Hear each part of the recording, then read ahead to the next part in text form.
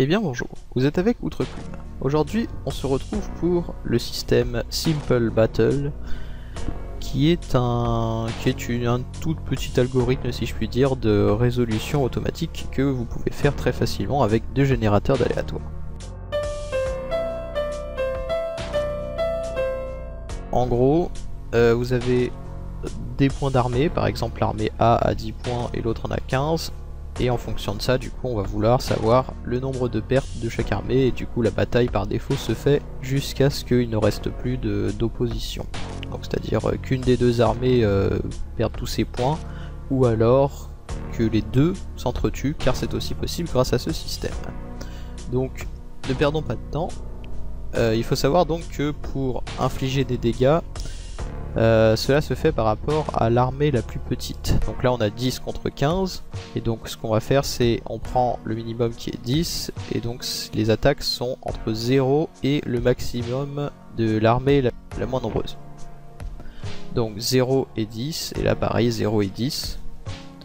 Donc l'armée 15 a un léger avantage car elle a plus de soldats en réserve, mais du coup on va voir, les dés restent à jeter.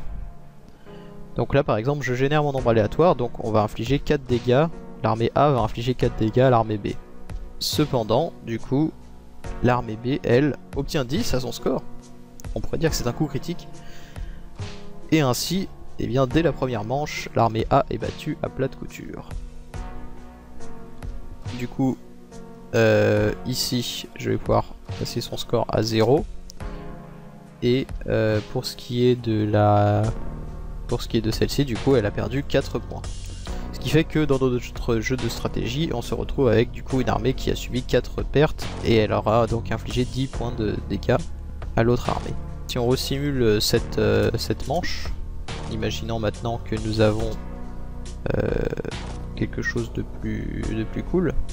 Donc là vous voyez on peut aussi faire 0. Donc là du coup je n'inflige pas de dégâts avec l'armée A, par contre l'armée B elle inflige 2 points de dégâts.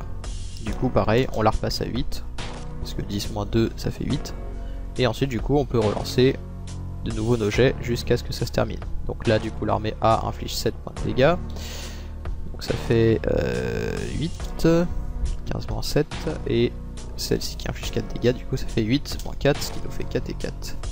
Là on inflige 8, du coup l'armée A va gagner contre l'armée B, mais on a aussi l'armée B qui génère 7. Et donc du coup les deux armées s'entretuent. 4 moins 7, on arrondit à 0, on va pas dans le négatif. L'armée B, elle reçoit aussi 8 dégâts. Et là du coup nous avons nos deux armées qui se sont entre-défaites. Quand on parle d'une défaite dans ce jeu, c'est pas forcément que tous les soldats sont morts, mais plutôt que ils ont été mis en déroute, ou voilà qu'ils ont fui, enfin voilà c'est... Les points d'armée ne simulent pas vraiment les soldats, mais plutôt une force de frappe qui finit par être mise à mal. Il y a une dernière mécanique dont je n'ai pas parlé, l'opportunité. C'est quand on se retrouve avec un léger avantage au combat, c'est la première attaque ne subit pas de riposte. Donc lors de la première manche, la faction avec l'opportunité va pouvoir faire son attaque. Donc là par exemple 10, enfin entre 0 et 10 je génère 6. Et celle-ci du coup ne riposte pas. Ce qui fait que là j'ai 15 moins 6, je passe à 9. Et là à partir de maintenant on passe à la deuxième manche, et là les armées recommencent à se battre comme autrefois. Et là elles se font pas beaucoup de dégâts, elles sont... Mais bon, voilà, on se retrouve à 9 contre 9. Et voilà, je pense que vous avez compris le principe. C'est un système qui est assez simple, mais qui du coup je trouve est plutôt cool. C'est l'évolution du premier système que j'avais présenté avec des gros détails, etc. Là c'est un petit peu plus simplifié.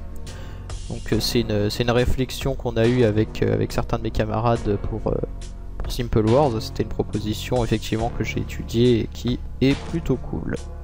Voilà, une réadaptation, une simplification du système précédent. Ça tient, voilà, on en parle en moins de 5 minutes et vous pouvez déjà l'utiliser. Sur ce, je vous souhaite une bonne continuation sur YouTube et n'hésitez pas à aller voir ce que je fais d'autre.